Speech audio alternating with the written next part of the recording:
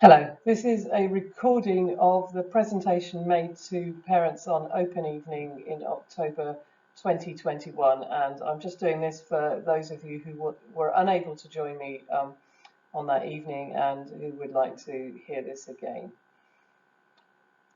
So I start really with a message about how proud we are to be a school that was founded 344 years ago. And it's with enormous pride that I know that everybody in the school wears their badge, the John Rowan badge of our benefactor, John Rowan. And it's something that children of Greenwich have been wearing for 344 years. We are enormously proud of our history, but we also recognise that over those 344 years, much has changed. The school started with 16 boys back in 1677. It grew the number of boys it had. Then it started taking girls. Then the girls and the boys have become one school. We've been based in a number of different places in Greenwich. And all along, that ongoing message is that in the name of John Rowan, our benefactor, we have continued to educate the children of Greenwich, and we continue to do so. And we're enormously proud of the fact that we are able to do that. Now, the John Rowan School recently, 2 years ago, became part of a large group of schools called United Learning. So our crest and our logo, the logo of the United Learning, come together in this logo that you see in front of you. And some of what I want to be able to talk to you about through this presentation is the impact of that latest change to the school and the way in which that has supported us to become a stronger and a stronger institution, and the way in which we have transformed the education and therefore the learning for the children that we've got over the last 2 years. So let me start really by talking about the framework that we pin all that we do around. It's called the Framework for Excellence, and it starts for me with the idea that powerful knowledge is absolutely at the root of everything we do. We know that children having really good knowledge helps them to interpret the world as they go along. So what I feel is my responsibility as a leader is to make sure that I am appointing real subject experts in all of the different subjects. So in a secondary school, we rely enormously on that passion and that expertise of those people who've got degrees in the subjects that they are teaching. And so it might well be that within a geography department, say, we've got someone who is an expert in the physical side of geography and someone who's an expert in the human side of geography. And together as a team, they are able to make sure that the curriculum that we deliver is delivering that powerful and important knowledge in the right sequence in order to make sure that our children are getting absolutely the right knowledge and that they are building and developing every year on what it is that they're learning in their classes. So powerful knowledge sits at the root of everything we do, but it absolutely cannot be extracted from that other very important role we have, which is developing our young people from the children they are when they join us at 11 to the adults they are when they leave us at 18, to be young people with character who can really grow and develop and contribute to the society that they live in. And we do that in a number of ways, and I'll talk about that later. But essentially, it is very difficult to extract, and it's wrong to extract, the knowledge and that important, powerful knowledge that we're providing children from that other important side of things, which is the delivery of our education with character so that our young people can develop their characters whilst they're with us. And all of that comes within the context of continuous improvement. Now, as a school, I think it's really important that we recognise that we are on a continuous journey of improvement, that we know that whatever we do that is better than last time can be better again going forwards. And that's something that as an institution we are definitely working on, that continuous improvement.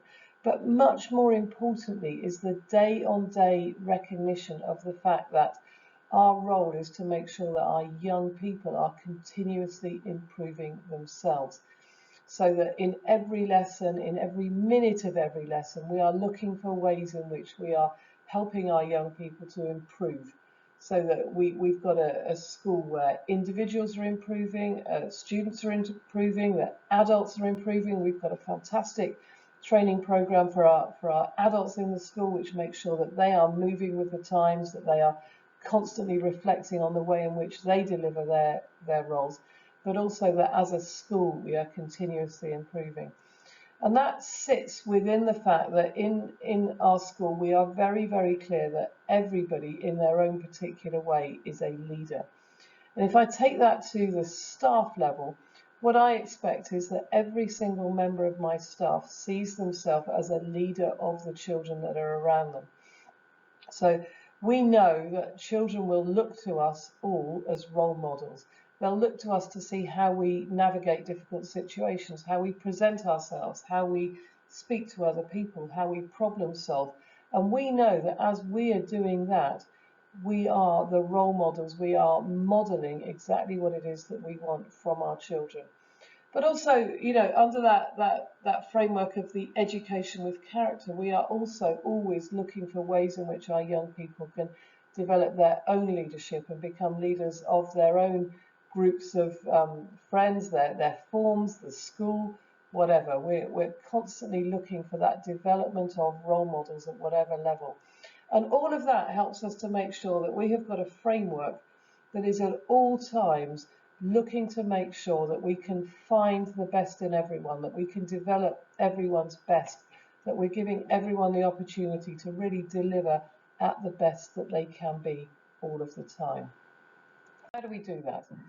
And I think, fundamentally, one of the key things for the school is that we make a commitment that learning in this school is disruption free. And I think we all know how important that is. It's important because we know, and as adults we know this as well, that if we're really trying to concentrate, if we're really trying to listen to an instruction, we're really trying to understand what it is someone's telling us, or we're really trying to apply that new knowledge that we've got, we need to be able to focus. And we need to be able to do that without being disturbed. And one of the single most annoying things in lessons is when someone else is interrupting you, or there is something going on that takes your mind away from where it should be. So our commitment is very strongly that all lessons should be disruption free. And that enables our children to learn. It enables them to listen, to learn, and to think deeply, and to concentrate for long periods of time on applying their knowledge. It also means that our teachers are able to teach without interruption. They can focus on answering questions. They can focus on developing their explanations to be really, really clear. They can focus on the modelling that they're doing in a class, and they are not having to focus on managing the behaviour of a few. So disruption-free learning is at the root of everything we do. Our lessons follow a similar structure. That doesn't mean that every single lesson is done in exactly the same way, but it does mean that our lessons have a structure which is familiar to the children and will include a number of elements. So for instance, every lesson will pretty well start with some level of retrieval practice. Now that might be some questions and some thinking around the lesson that you had last week. It might be some thinking around a lesson that you did a term ago or a year ago. Some way in which that we're asking children to recall previous information, which is helping them to access their long-term memory, bring it into their short-term memory. And we do a lot of work around that to make sure that we are building that knowledge bank for the children, and we're also helping them to make sure that facts and important information is absolutely at their fingertips when they need to have it. You'll also see many lessons where the teachers are modelling what they want the children to do, or they're modelling the thinking process or something like that. All of our classrooms have got visualizers, which are effectively cameras which can project what they're showing straight up onto the big screens. So you might go into a class at some point and you might see a teacher using their visualizer to showcase a piece of work that somebody in the class has done. So their book is underneath it. And then the teacher will be able to narrate to the rest of the class, perhaps, the process by which they would mark that. So they would be saying, I'd be looking for this, here it is, I'd give that a mark here.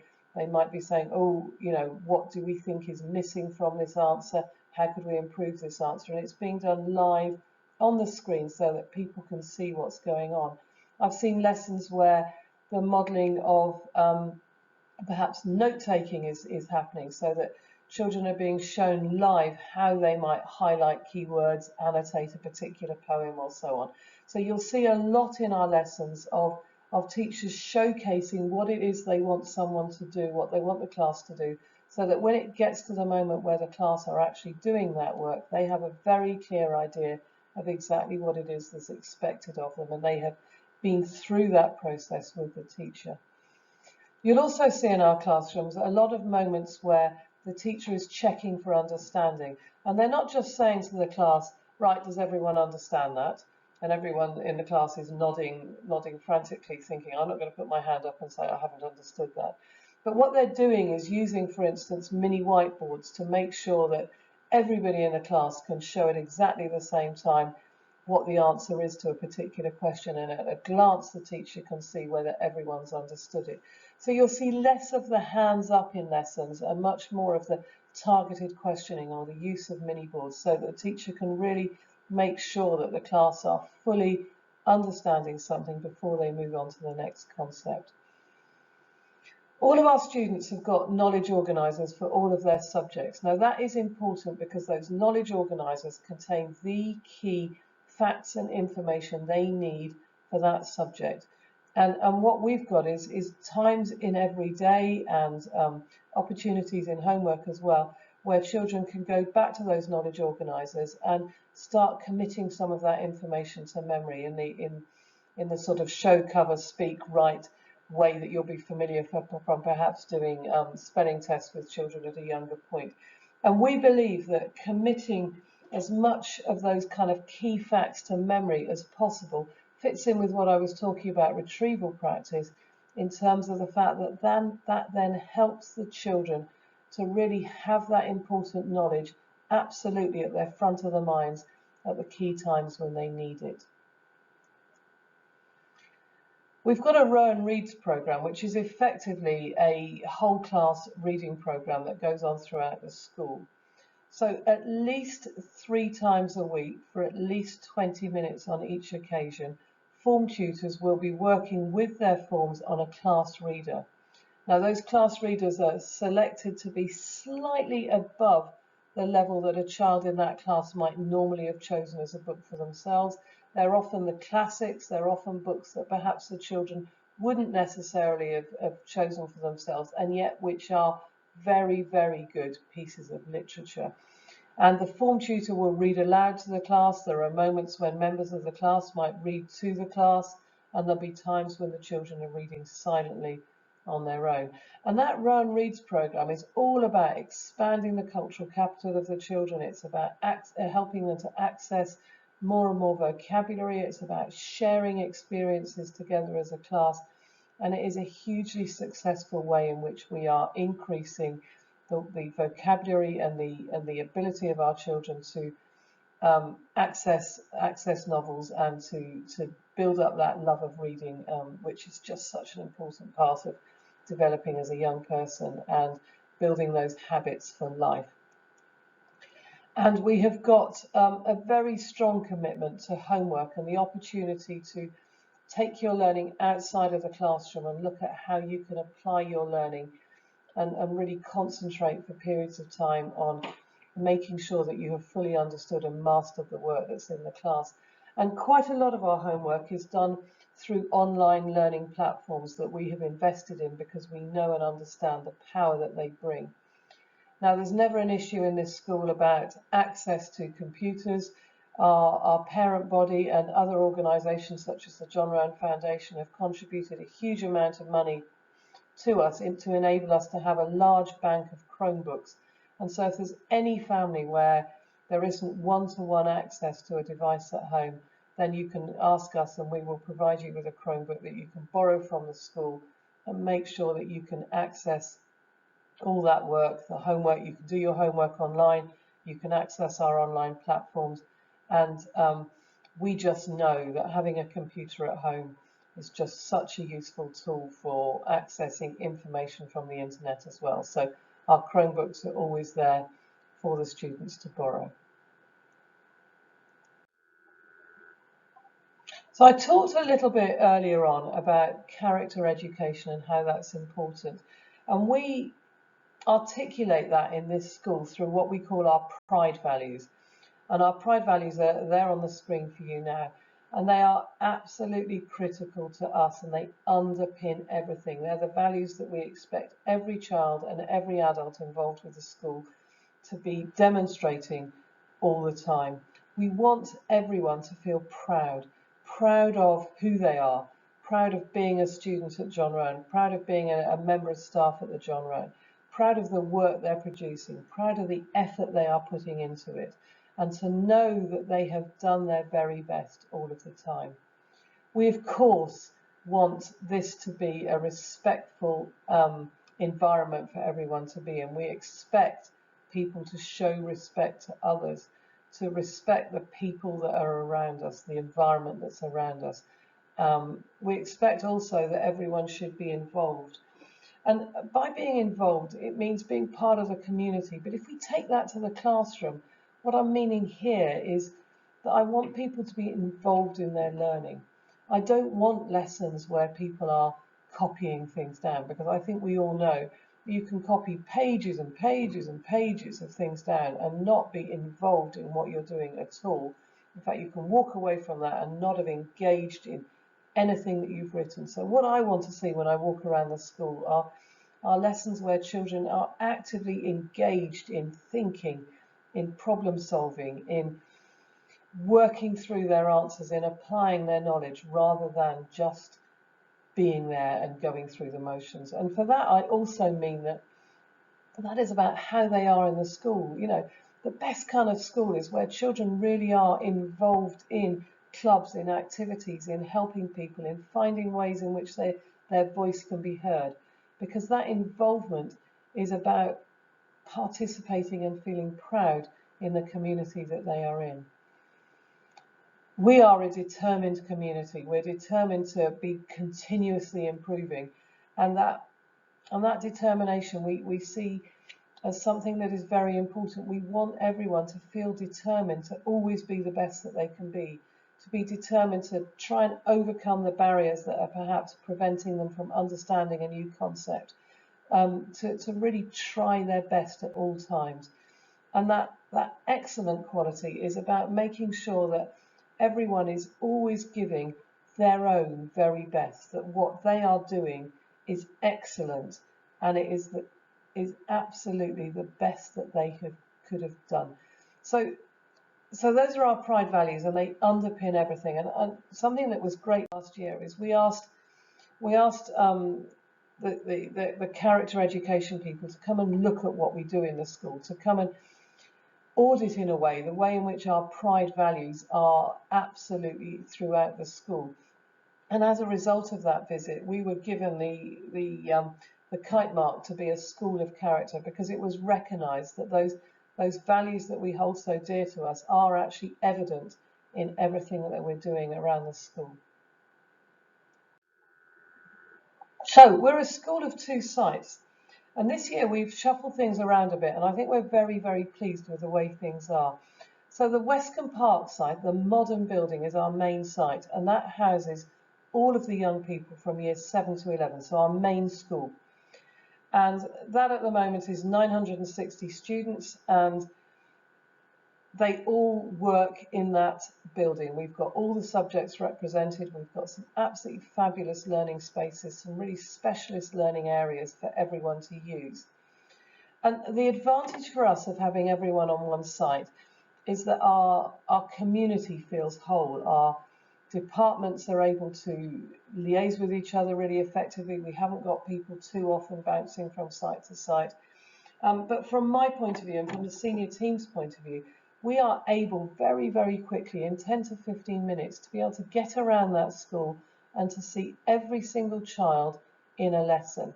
And that means our commitment to our staff to support them by being around every lesson and to visit every lesson every day is something that we can really do. And it means that we know and understand where the areas of excellence in the school are, where perhaps there's a class that are slightly slightly wobbly on one day and we can go and put in some support there. It means that we can keep an eye on all of the children all of the time, and it works incredibly well for us.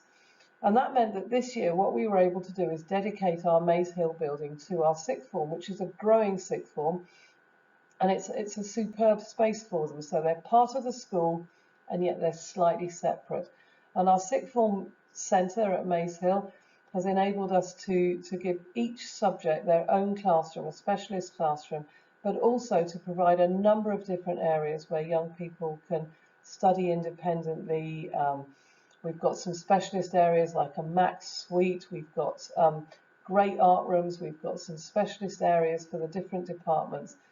And although Key Stage 4 children in particular can access some of those areas from time to time, that sixth form centre is a great area now for our older students to, in a way, graduate from the main school and have a special area for themselves. We've also got some absolutely amazing play spaces. So down in Kidbrooke, we've got these enormous playing fields. It gives us a huge amount of space to be able to deliver a wide range of sports all through the year. So from the football that you can see on the screen right now to the athletics and everything else. We've got, as you can see in the bottom two right-hand pictures, a really superb 3G space there. That is new. It was only installed this summer. It was upgraded from what we had before. And it again is a wonderful surface on which to play the sports and for our PE staff to really coach and develop the skills. I put in a picture of the minibuses there because the minibuses are also part of that provision. In order to get down to the playing fields, we have got a number of minibuses that we're able to use to take the children down there. Now, those playing fields are owned by the John Rowan Foundation and we're allowed to use them for free. The foundation also pay for the minibuses and the maintenance of those minibuses, which enable us to use them.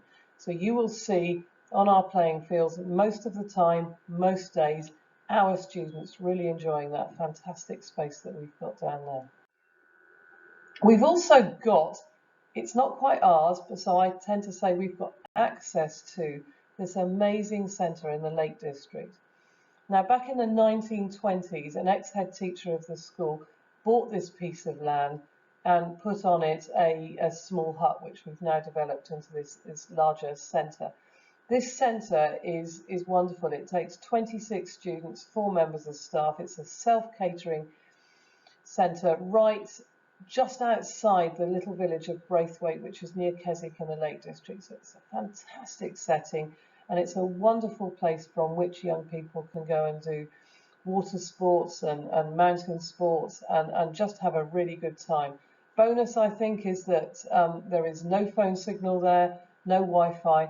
And so actually it's about back to basics. It's an area that we very much treasure. We have priority booking for that. We tend to book 4 or 5 weeks every year, and we look to try and get as many students up there as we can each year to really experience this fantastic centre that we've got access to.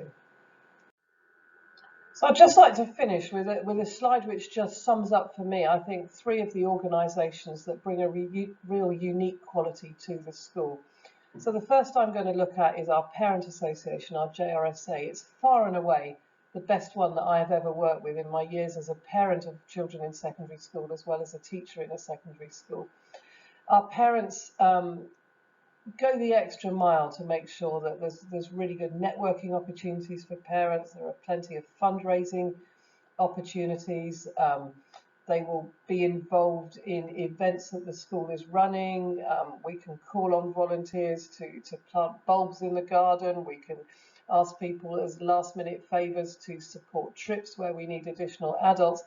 But it's just a very engaged parent community, which I think really makes a difference. And for me as a head teacher, it's an organisation that I can go to just to check out whether I've got the right sense in a communication, or whether they're, what the general feeling of parents is about things that we're doing and what we could do to improve. It's very much a two-way partnership that I think has really supported the school over the last few years on its journey of improvement, and I see it continuing to do so. Another key organisation for the school is, of course, our John Rowan Foundation.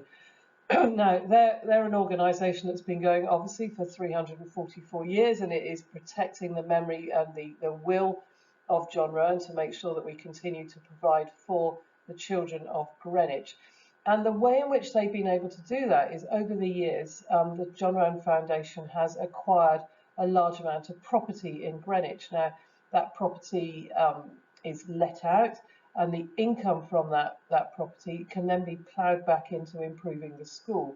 So, for instance, it helps to maintain and keep the playing fields and the pavilion and that area down there. It ensures that we can access that area by purchasing the minibuses for us and running the minibuses.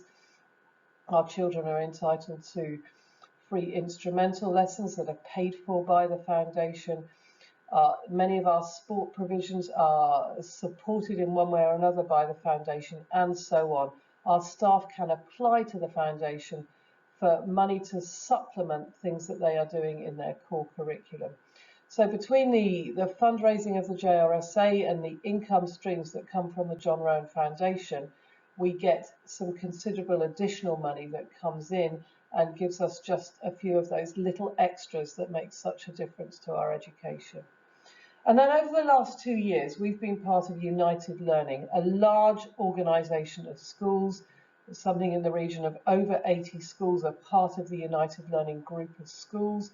Within that group, there are 46 secondary schools, and it's those 46 in particular that we network with. Now, as a result of having a large number of schools, there are real sort of economies of scale where there are centralised resources, where we can network and we can put our subject leads in touch with other subject leads, where expertise can be shared, where ideas for developing new ways of teaching and new ways of delivering particular curriculum materials can be shared. And I think overall what we have found out over the last 2 years is that being part of this large organisation has really brought a greater richness and depth to the curriculum that we're offering. And it's also supported us in the kind of networking where sharing of good practice is so important. One of the things that United Learning encourage are what they call excellence visits, which is visits to other schools. And that's something that I would always encourage my staff to do, to go and see how it is done in another school. Go and look at how another school is teaching a particular area or running a particular club or something like that, and learn from other people. And equally, we're able to open our doors and share our good practice where that applies to other schools. So those networking opportunities that go far beyond just even the periphery of London, go across the country, mean that we are seeing how other schools are doing things in other areas, and we're able to pick up what we think would work really well for us from that. So United Learning, the John Rowan Foundation and our JRSA are all key contributors to what I think at the moment makes us a particularly special school, and which is all three of which are really supporting us on our journey of transformation.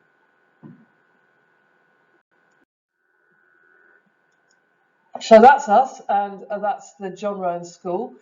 That's just a flavour of what we are. I do hope that parents will come along, celebrate being part of John Rowan with us. We've got another open morning on Wednesday, the 20th of October, but we are always willing to talk to people on the phone if they want to find out a little bit more about the school. There's a lot of information on our website, and obviously within the restrictions of time, we are always happy to show people around, and we are incredibly proud of our school as these children are demonstrating, and we welcome you.